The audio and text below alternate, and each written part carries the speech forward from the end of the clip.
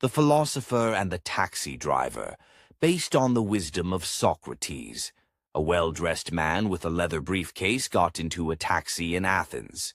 He looked serious, the kind of person who always had an answer. "To the university," he said. The driver, an older man with sun-wrinkled hands, nodded and started the engine.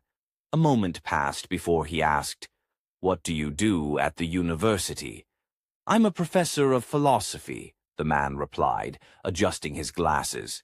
"Ah," said the driver, "so you must know a lot." The professor smirked. "Yes, I've spent years studying the greatest minds. I know a great deal." The driver nodded slowly, then said, "Funny. My grandfather used to say something that always stayed with me. The wisest man knows. He knows nothing." The professor chuckled. "That was Socrates," he said, "one of the first philosophers. But that phrase is outdated.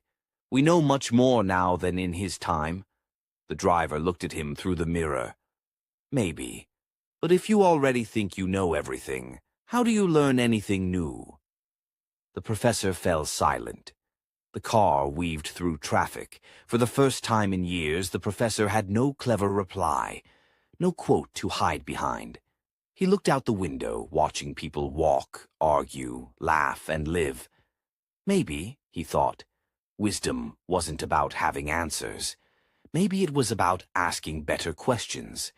When they arrived at the university, the professor didn't reach for his briefcase.